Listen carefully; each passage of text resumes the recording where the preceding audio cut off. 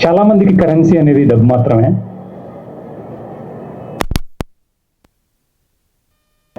మీ time కరెన్సీనే. మీరు చూపించే ఆప్యాయం, అభిమానం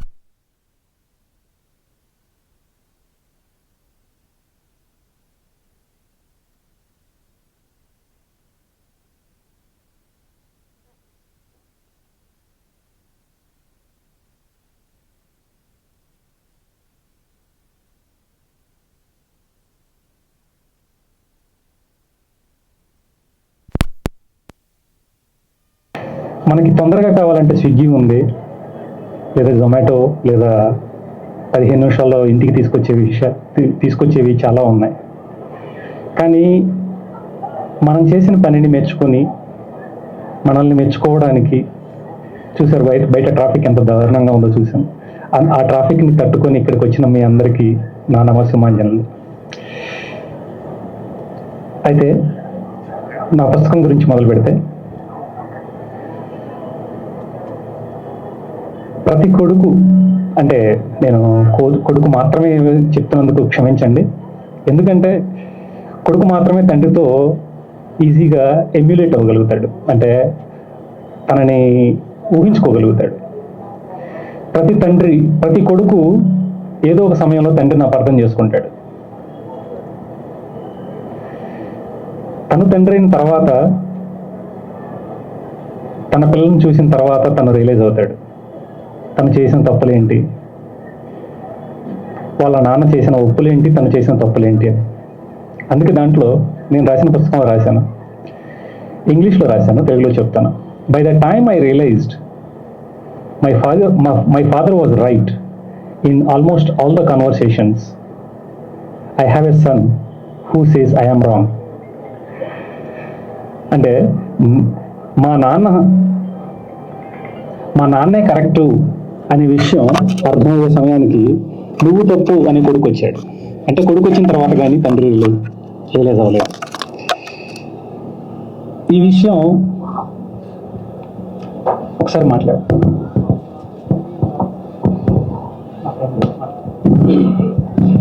ఈ విషయం మా నాన్నగారి విషయంలో నాకే కాదు, తండ్రితో మాట్లాడిన, తండ్రితో వాదులాడిన ప్రతి కొడుక్కి ఇది నిజమే. 2014లో మా నాన్నగారు చనిపోయిన సమయంలో బాధ వేసింది కానీ విపరీతమైన దుఃఖం వేయలేదు. ఎందుకంటే చనిపోవడానికి ముందే ఆయన కొన్నాళ్ళు మంచం పట్టి ఉండటం వల్ల చనిపోయారు. సరే, ఆ చనిపోయిన సంవత్సరంలో ఒక అబ్బాయి పుట్టాడు. 3 సంవత్సరాల తర్వాత ఆ అబ్బాయి మా నాన్నలా ప్రవర్తించడం మొదలుపెట్టాడు. అప్పుడు నాకు ఒక సైకాలజికల్ ఫ్రెండ్ ఉన్నాడు, అంటే సైకాలజీకి సంబంధించి చెప్పే ఫ్రెండ్ ఒక అతను ఉన్నాడు. అతను ఏమన్నా అంటే, when you think you are running away from things that you don't like, actually you are running towards that. అంటే మీ నాన్నతో మీకు చేదనుభవాలు ఉండొచ్చు, తర్వాత అర్థమయ్యేది ఏంటంటే మీ పిల్లలు కూడా అలాగే బిహేవ్ చేస్తారు మీతోటి.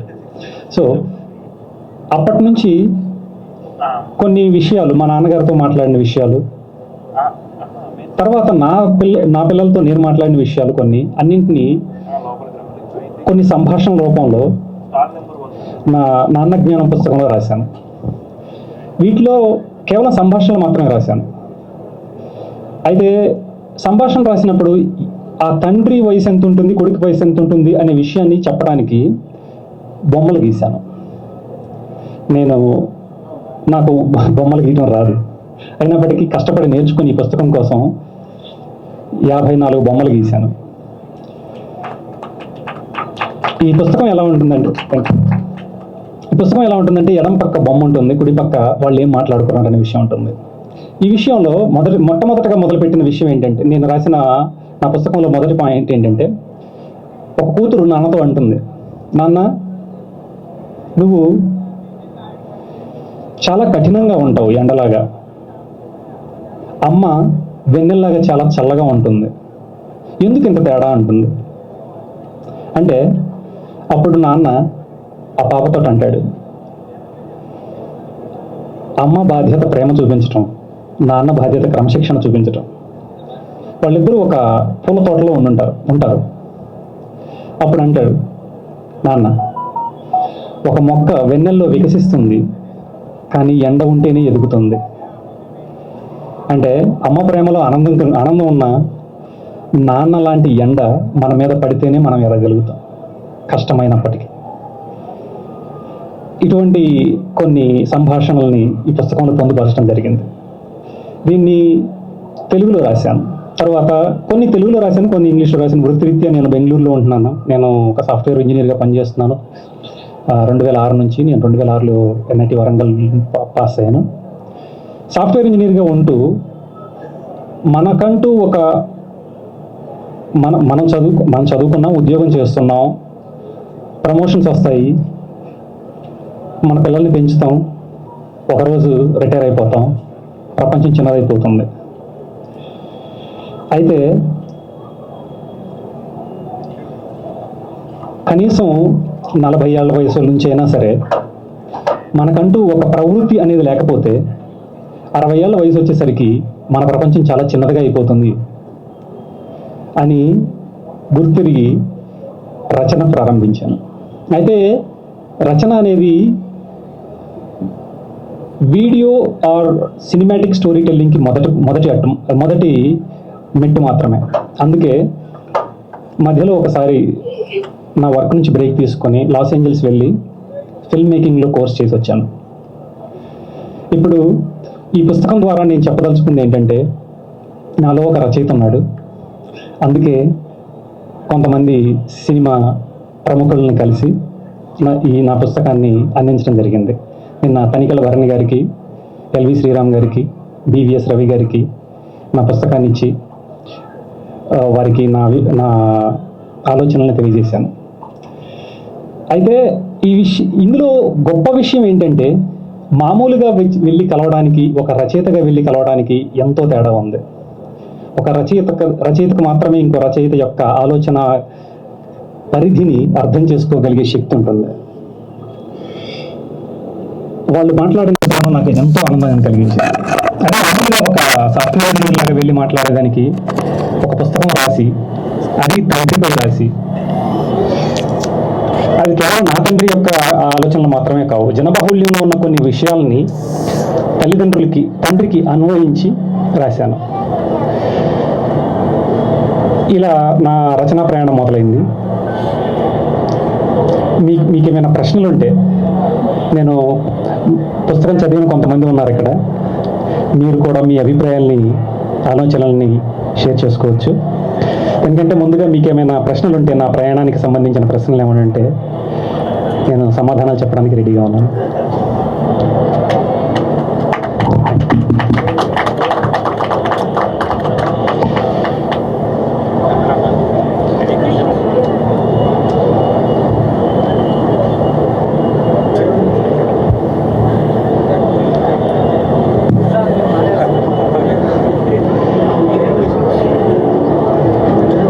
ఉదయ్, మీకేమైనా ప్రశ్నలు ఉంటే అడగచ్చు. ఉదయ్, మీ అబ్బాయికైనా పర్వాలేదు. Mic working. సుభాష్, మీరైనా పర్వాలేదు.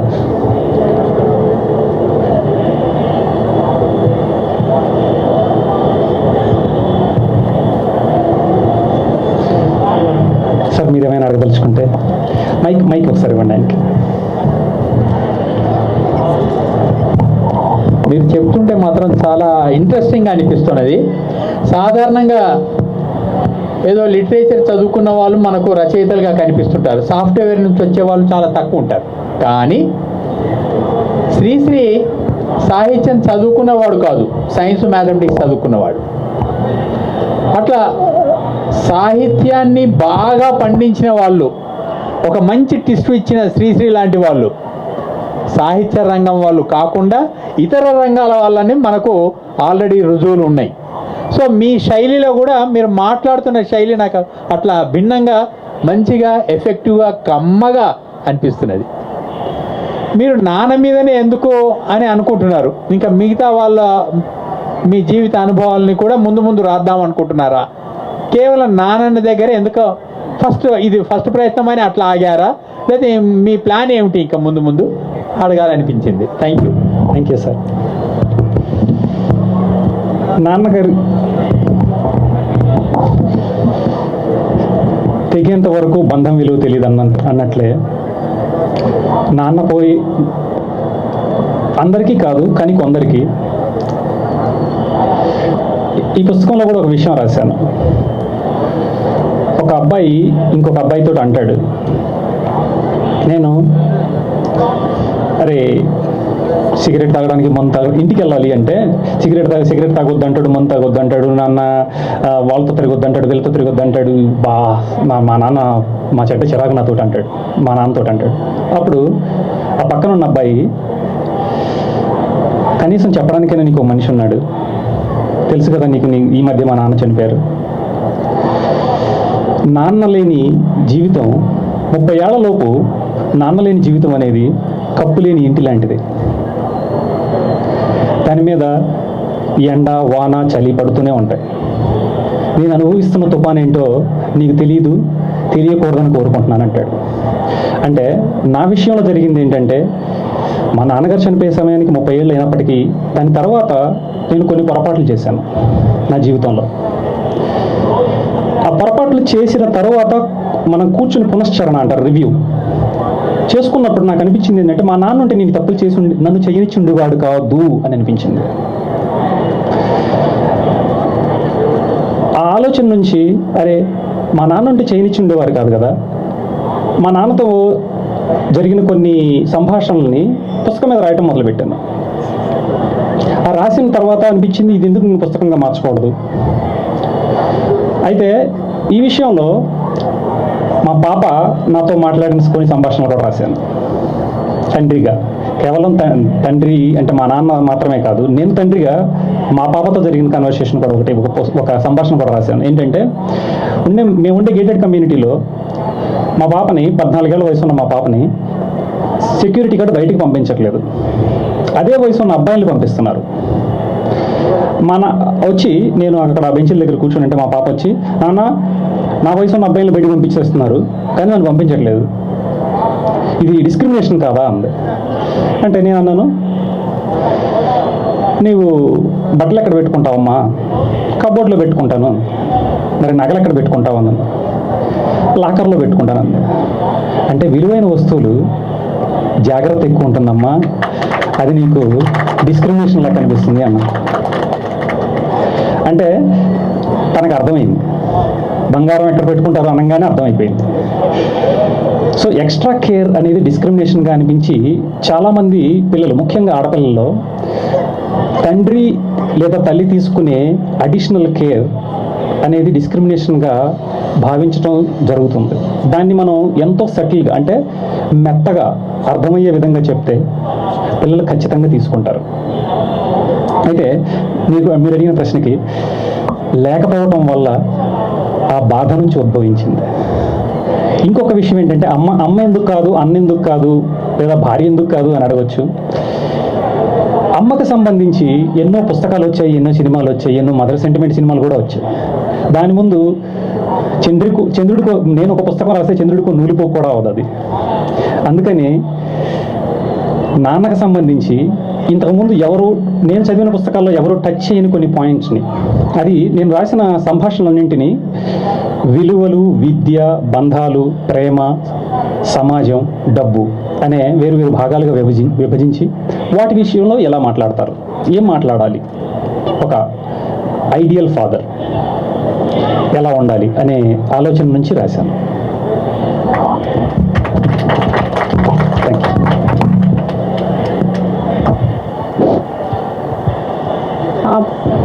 Mike, please. I have a question. Okay. So ఐటీలో వర్క్ చేయడం ఎలా ఉంటుందో నాకు కూడా బాగా తెలుసు, బికాజ్ నేను కూడా సాఫ్ట్వేర్ ఎంప్లాయీని కాబట్టి. ఎప్పుడు ఒక ఎక్సెప్షన్ వెతుకుతాం, దట్ నేను టైర్డ్, నాకు టైం లేదు, సో ఏది చేయాలన్నా నాకు టైం లేదు అనడం. But you are being a inspirational నాకైతే. ఎందుకంటే ప్యాషన్ని ఫాలో అవ్వడం జాబ్ చేస్తూ ఇట్స్ నాట్ ఈజీ, అసలు ఇంపాసిబుల్. నా క్వశ్చన్ ఏంటంటే, first of all appreciate you for whatever you are doing, and డెఫినెట్గా నాకైతే చాలా ఇన్స్పిరేషన్ మల్లేష్. సో సెకండ్ నా క్వశ్చన్ ఏంటంటే, this is more of heart touching, ఎందుకంటే నేను కూడా డాడీస్ పెట్. సో నేను too much attach to my dad. So నేను బాగా కనెక్ట్ అవ్వగలుగుతున్నాను రైట్ ఈ బుక్కి. సో నెక్స్ట్ ఏదైనా కామిక్, ఐటీలో జరిగేది చాలా జరుగుతాయి. ఎవ్రీ పర్సనాలిటీ డిఫరెంట్, ఒక్కొక్కరు ఒక్కొక్క డిఫరెంట్ క్యారెక్టర్స్ ఉంటారు కదా. ఏదైనా బుక్ విచ్ యాక్చువల్గా ఐటీ వాళ్ళ ప్రాబ్లమ్స్ని ఇన్ ఏ కామిక్ సెన్స్లో రాయగలిగితే చాలా బాగుంటుందని నాకు అనిపించింది. సో మేబీ అంటే చాలా వరకు అందరం కనెక్ట్ అవ్వగలిగే టాపిక్ కాబట్టి అలా రాస్తే బాగుంటుంది అనేది నా ఒపీనియన్. అలాంటి ఉద్దేశం ఏమైనా ఉందా, లేదంటే దీస్ కైండ్ ఇప్పుడు ఏదైతే చేస్తున్నారో ఆ కైండ్లోనే వెళ్దాం అనుకుంటున్నారా? Thanks for the question. So in case ఎవరికైనా వినిపించకపోతే కొత్తగా వచ్చిన వారి కోసం, ఇప్పుడు నేను నాన్నగారి పేరు మీద నాన్న జ్ఞానం మీద బుక్ రాశాను. ఐటీ ఎంప్లాయీగా ఉంటూ ఐటీ మీద ఏమైనా రాసే ఆలోచనలు ఉన్నాయంటే ఎగ్జాక్ట్ ఆన్సర్ అయితే నో కాదు.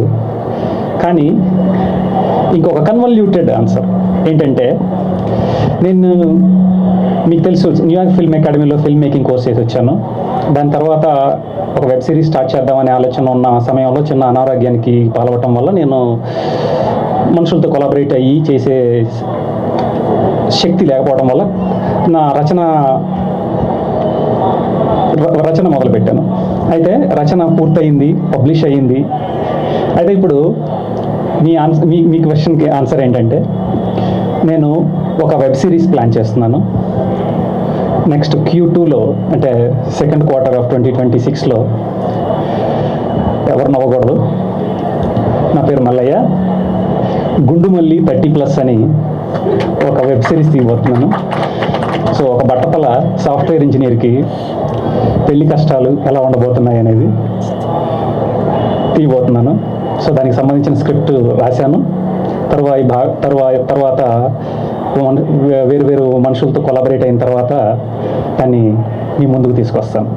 ఖచ్చితంగా నేను ఒక డెవలపర్గా వర్క్ చేశాను, ఒక టెస్టర్గా వర్క్ చేశాను, ఒక లీడ్గా వర్క్ చేశాను, ప్రాజెక్ట్ మేనేజర్గా వర్క్ చేశాను, సీనియర్ ప్రాజెక్ట్ మేనేజర్గా వర్క్ చేశాను, లెర్నింగ్ టీంలో లెర్నింగ్ మేనేజర్గా వర్క్ చేశాను.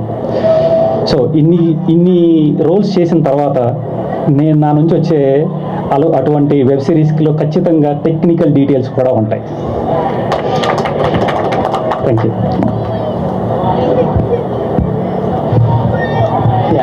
మల్లేష్, చాలా సంవత్సరాలుగా నీ జర్నీ చూస్తూ ఉన్నాము. ఫస్ట్ ఆఫ్ ఆల్ చాలా హ్యాపీగా ఉంది, ఎందుకంటే you are my bench mate from engineering college NIT వరంగల్లో.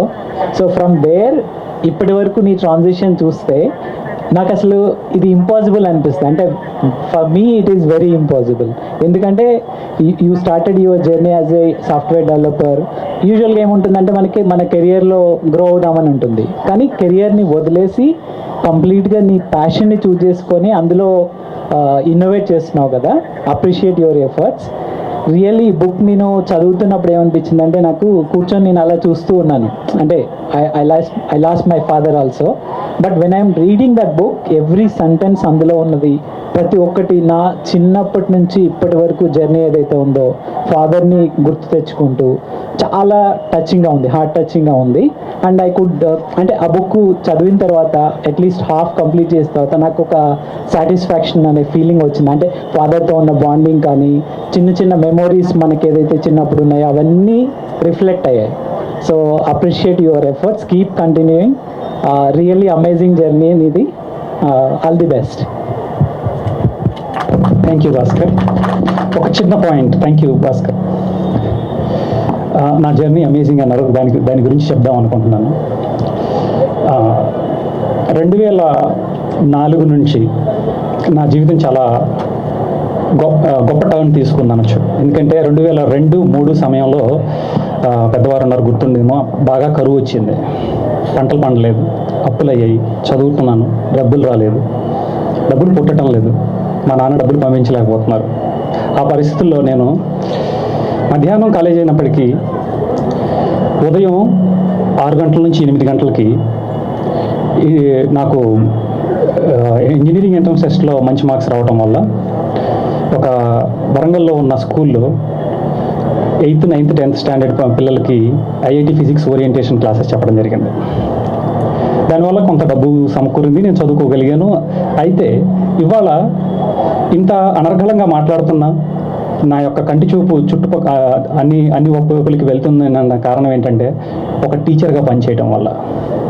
రేపు ఖచ్చితంగా నా బిడ్డ అయినా నా కొడుకైనా ఖచ్చితంగా వాళ్ళకంటే చిన్న తరగతుల వాళ్ళకి చెప్పే విధంగా ప్రోత్సహిస్తాను. ఎందుకంటే ఫెయిన్మెంట్ టెక్నిక్ అని ఉంటుంది.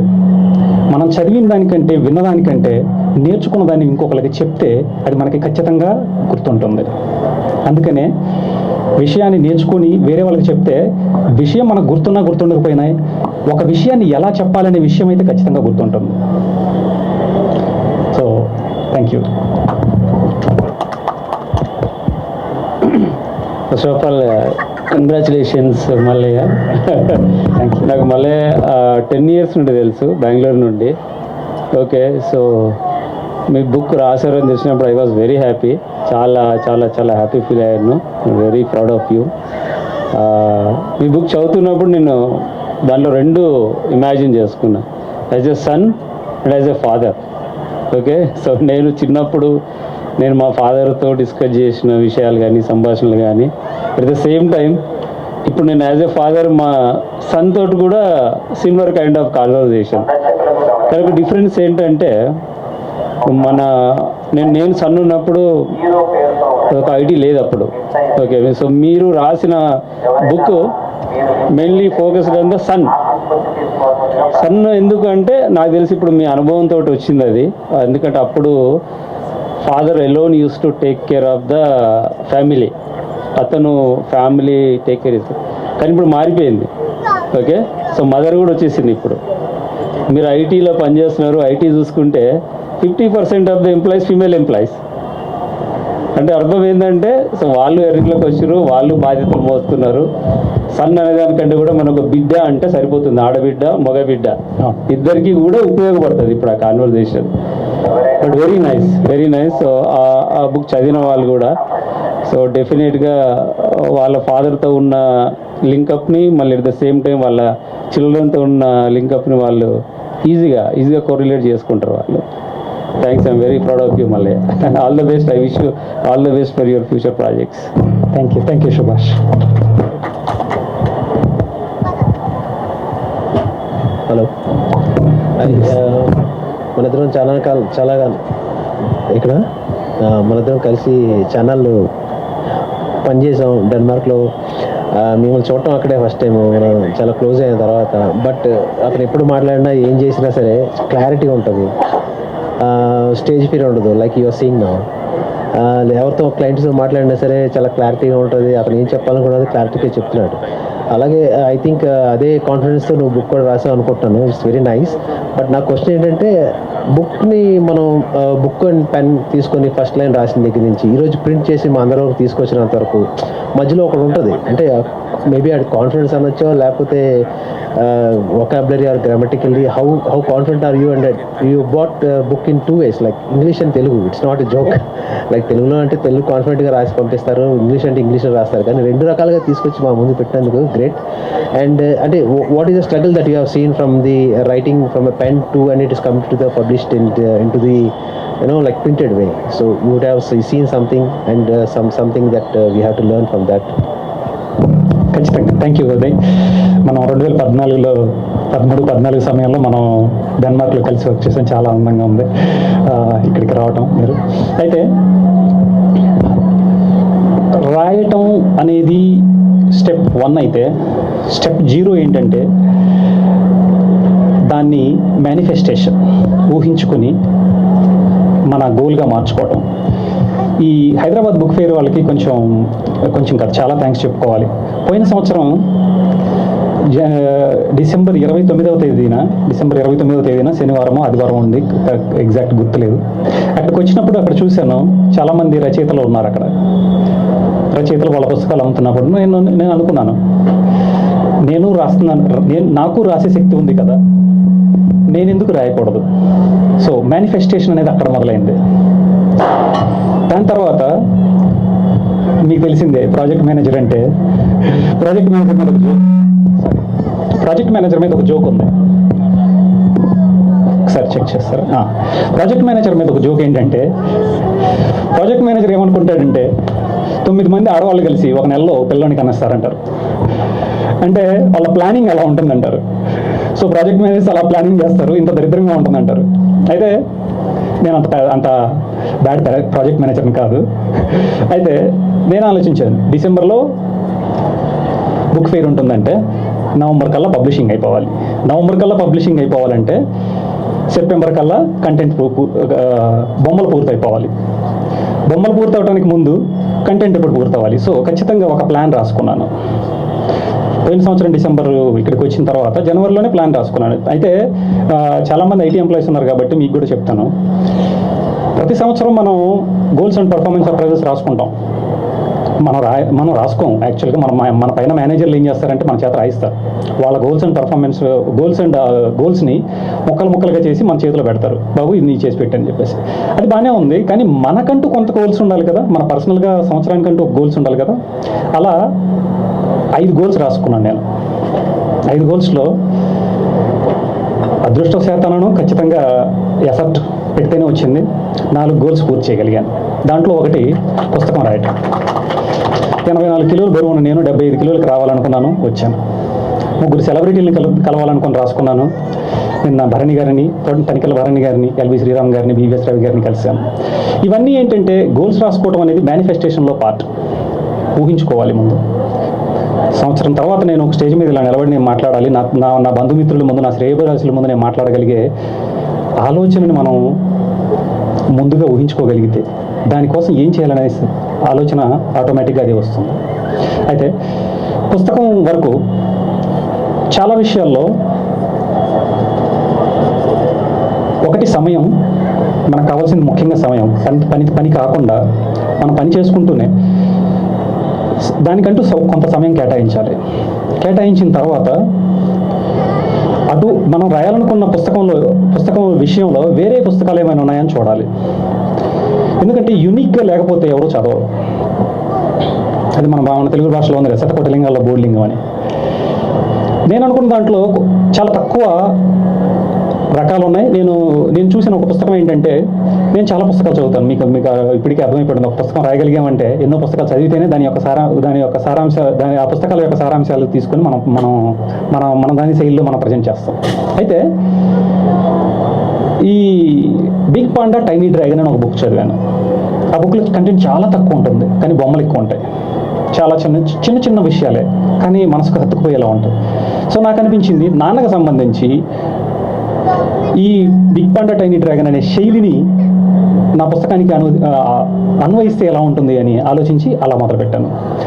తర్వాత పుస్తకం రాసేటప్పుడు వచ్చే సమస్యలు ఏంటంటే, కంటెంట్ ఎక్కడి నుంచి తీసుకురావాలి, మన ఆలోచనలు ఎలా ఉండాలి. పుస్తకం రాయాలి అంటే ఖచ్చితంగా పుస్తకం చదివి ఉండాలి.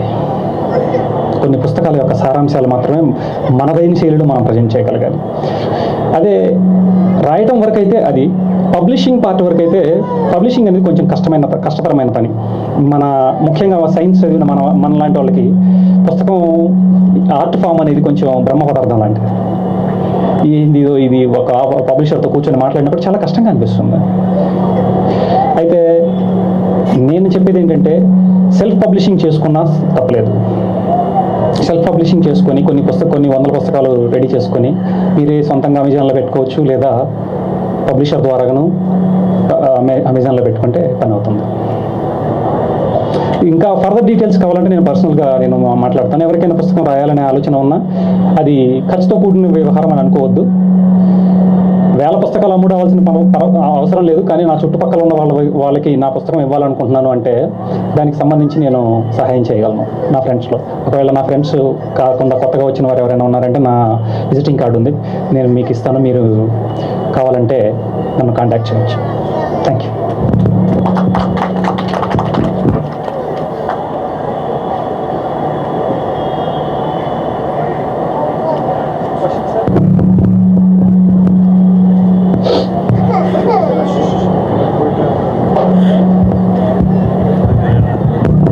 హాయ్ సార్, అంటే మీరు బుక్ నాన్న మీద రాయడం చాలా సంతోషకరం. తర్వాత మీరు సాఫ్ట్వేర్ అంటే ఎంప్లాయీగా పనిచేసిన అన్నారు కదా, ఎంత తెలుగు అనర్గళంగా మాట్లాడడం చాలా బాగా అనిపించింది. మంచి మంచి పదాలు వాడారు. అది అంటే సాధ్యం కాకపోవచ్చు, అంటే బాగా ఇంగ్లీష్ ఉంటుంది మీ దగ్గర, అయినా కూడా మీరు ఈ బుక్ రాసే ప్రాసెస్లో నేర్చుకున్నారో మరి ఎలా మీకు ఆసక్తి ఉన్నదో నాకు తెలియదు. బట్ మీరు మాట్లాడే భాష నాకు చాలా బాగా నచ్చింది. ఒక రకంగా చెప్పాలంటే మీ మాటలు ఒక త్రివిక్రమ్ శ్రీనివాస్ లాగా ధ్వనిస్తున్నాయి. తర్వాత అంటే నాకు ఎక్కువ ఈ మధ్య కాలంలో ఈ డాడ్ లిటిల్ ప్రిన్సెస్ అనేది ఒకటి సోషల్ మీడియాలో ట్రెండ్ అవుతూ ఉంది ఈ మధ్య కాలంలో ఎక్కువగా. అంటే అమ్మాయిలు ఎక్కువగా నాన్నను ప్రేమించడం అనే ఒక ట్రెండ్ గతంలోతో పోలిస్తే ఇప్పుడు కొంచెం ఎక్కువగా ఉంది. జస్ట్ దాని మీద మీ అభిప్రాయం చెప్పండి, అంతే, ఏం లేదు. బాగుంటే బుక్ చదువుతాం, అది పెద్ద విషయం కాదు. ఎన్నో బుక్కులు చదువుతాం కాబట్టి ఈ బుక్ కూడా చదువుతాం. All the very best. Thank you sir. మొదటగా చెప్పేది ఏంటంటే తెలుగు భాష అది నా చిన్నప్పటి నుంచి ఉంది. నేను తెలుగు మాధ్యమంలో చదువుకున్నాను. ఎంతకంటే నాకు సందుల్లో అని అప్పట్లో ఉన్న అత్వసంధి, ఉత్వసంధి, సవరణ దీర్ఘ గుణసంధి వీటికి సంబంధించిన ఫార్ములాలు కూడా గుర్తున్నాయి. అవే కాకుండా పద్యాలు కూడా గుర్తున్నాయి. జస్ట్ మీకోసం ఒకటి చెప్తాను. పార్వతీ తపస్సులో భూతర రాజకన్యమ్మ నిభూషణములు దిగద్రావి ఈశ్వరారాధన కేరీ కౌతుకపరాయ ధరించి బాండు రక్షాధృతిపూర్వకంగా పరగాఢ పయోధర మండలి సముచ్ఛేద విశీర్ణ సంహతుల జల్ల మహీరుహ వల్కలంబులన్ అని ఒక పద్యం ఉంది. అది 10th క్లాస్లో. అయితే తెలుగు మన ఆక్సిజన్ కూడా కాదు, అది జీర్ణం అయిపోయింది, మన శరీరంలో పార్ట్ అయిపోయింది. ఇంగ్లీష్ అనేది మన అవసరాల కోసం ఏర్పరచుకున్నది. కాబట్టి మాట్లాడేటప్పుడు ముఖ్యంగా నేను ఆఫీస్లో కూడా ఎవరైనా తెలుగు వాళ్ళు ఉంటే మనం తెలుగు వాళ్ళ మీద తెలుగులో మాట్లాడుకుందాం అంటాను. సో నాకు తెలుగు అంటే అంత అభిమానం. కాకపోతే ఎక్కువ సార్లు ప్రతిరోజు ఆఫీస్లో ఇంగ్లీష్లో మాట్లాడుతూ ఉండటం వల్ల కొన్ని తెలుగు పదాలని ఇంగ్లీషు రీప్లేస్ చేసేసింది. అలా అవి జరుగుతుంటాయి తప్పులు, దానికి మనం పెద్దగా చేయగలిగిందే లేదు. అయితే డాడ్స్ లిటిల్ ప్రిన్సెస్ మీద మీ అభిప్రాయం ఏంటంటే, నా అభిప్రాయం ఏంటంటే, ఒక అమ్మాయి డాడ్ లిటిల్ ప్రిన్సెస్గా ఉన్నంత వరకు ఏమీ సాధించలేదు. ఆమె భర్తకి క్వీన్గా అయినప్పుడే ఏదైనా సాధించగలదు అని అనుకుంటున్నాను. ఎందుకంటే కాకిపిల్ల కాకి ముద్దు, మన ఇష్టం వచ్చిన విధానంలో మన బిడ్డలను పెంచుతాం. ముఖ్యంగా ఆడపిల్లని ఇంకొంచెం ఎక్స్ట్రా కేర్ తీసుకొని పెంచుతాం. ఇంతకుముందు చెప్పినట్టు ఆ ఎక్స్ట్రా కేర్ అనేది మన తండ్రి ఇచ్చిన దాన్ని ఆ బిడ్డ, అమ్మాయి ముఖ్యంగా ఆ భర్త నుంచి ఎక్స్పెక్ట్ చేస్తుంది. అది మిస్ అవ్వడం వల్లే ఒక ఘర్షణ అనేది ఏర్పడుతుంది. ఇది నిరంతరం ప్రక్రియ. ఇప్పుడు ఎవరు దాన్ని ఎవరు ఆపలేరు, ఆపకూడదు కూడా. సో సింపుల్గా చెప్పాలంటే ప్రిన్సెస్గా ఉన్నంత కాలం, ఇంకొక విషయం ఏంటంటే ప్రిన్సెస్ అయినా అధికారాలు ఉండవు, క్వీన్ అయితేనే అధికారాలు ఉండవు, కింగ్ అయితేనే అధికారాలు ఉండవు. సో అధికారం కావాలంటే క్వీన్ అవ్వాలి. ప్రిన్సెస్గా ఉన్నంత వరకు ఖచ్చితంగా మీరు ఎవరో ఒకరికి రిపోర్ట్ చేస్తూనే ఉంటారు. Thank you.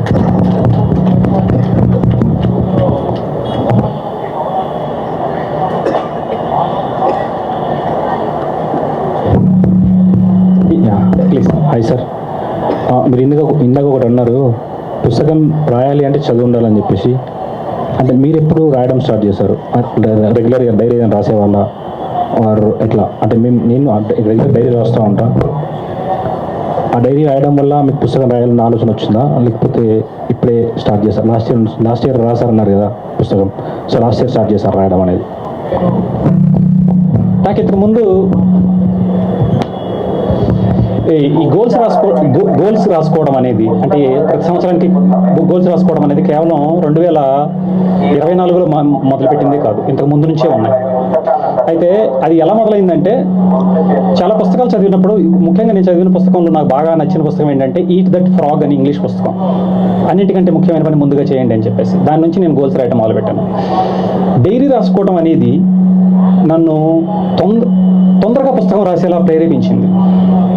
పుస్తకం రాయాలనే ఆలోచన మాత్రం ఎప్పటి నుంచో ఉన్నప్పటికీ నేను వెబ్ సిరీస్ తీయలేని పరిస్థితిలో ఉన్నప్పుడు నాలో ఉన్న కళని ఏదో ఒక విధంగా బయటి ప్రపంచానికి చూపించాలనే ఆలోచనతో పుస్తకం రాశాను.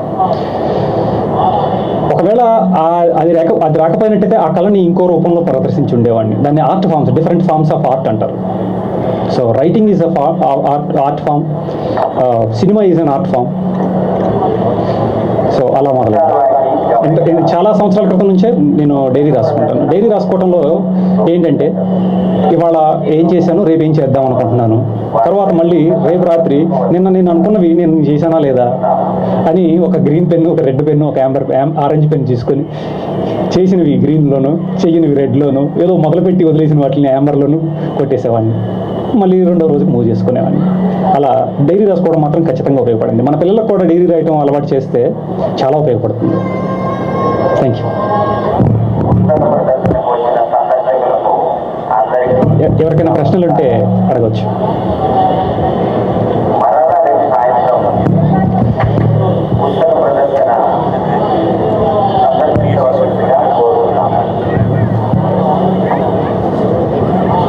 క్వశ్చన్స్?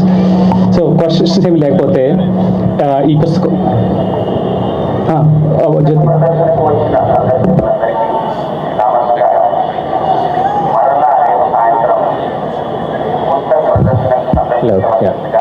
సో ముందుగా మీకు శుభాకాంక్షలు. ఈ మొదటి పుస్తక ఆవిష్కరణకి ఇచ్చేయడం కూడా మాకు చాలా సంతోషంగా ఉంది. సో నాకు మీరు చాలా దగ్గరగా తెలుసు. మీరు I know somebody in my circle who follows your passion with such enthusiastically or passionately follows your passion. It's amazing.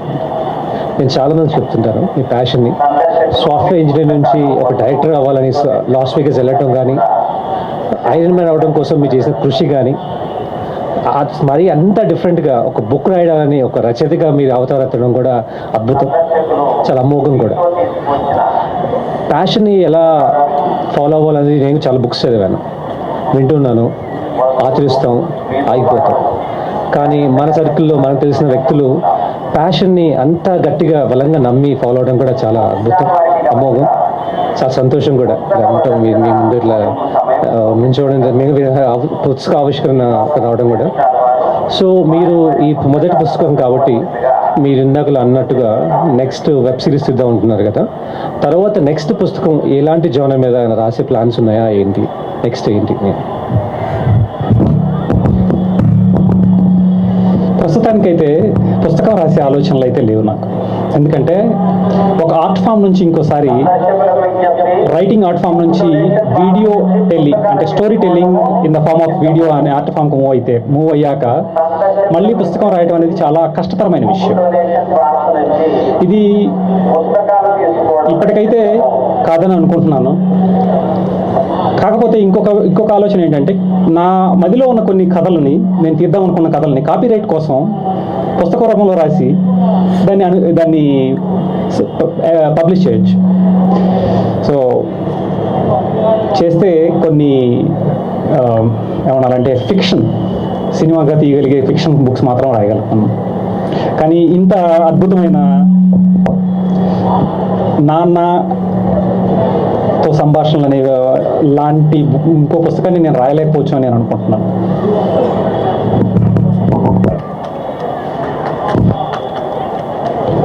ఎవరైనా అభిప్రాయాలు చెప్పాలనుకుంటే, మీరు పుస్తకం ఒక పేజీ 2 పేజీలో చదివి ఉంటారు కదా, మీ అభిప్రాయాలు చెప్పాలనుకుంటే మీరు స్టేజ్ మీదకి వచ్చి చెప్పచ్చు. లేదు అంటే అక్కడ ఉండే నాకు అలా స్టేజ్ ఫియర్ అయితేనే, లేదంటే మీరు చక్కగా స్టేజ్ మీదకి రమ్మని అడుగుతున్నాను.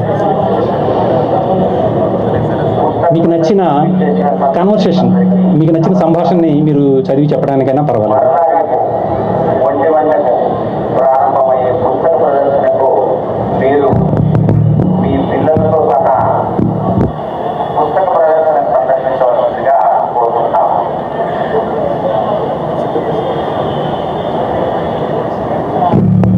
పర్వాలేదు. సో నా ఈ పుస్తకావిష్కరణ సభకి వచ్చిన అందరికీ కృతజ్ఞతలు తెలియజేసుకుంటూ ఏమైనా క్వశ్చన్స్ ఉన్నాయా ఎవరికైనా లాస్ట్గా? ఎవరైనా? థ్యాంక్ యూ వెరీ మచ్ మీరు అందరూ రావడానికి. ఈ సభని ముగిస్తున్నాను. మీరు 363A స్టాల్ దగ్గర నా బుక్స్ ఉన్నాయి, మీరందరూ రావాలి. మీరందరూ నా సైన్డ్ ఆథర్ కాపీని తీసుకోవాలి. మీరు పే చేయనక్కర్లేదు, దయచేసి మీరు వచ్చి నా సైన్డ్ ఆథర్ కాపీని తీసుకోవాల్సిందిగా దయచేసి మనం చేస్తున్నాం.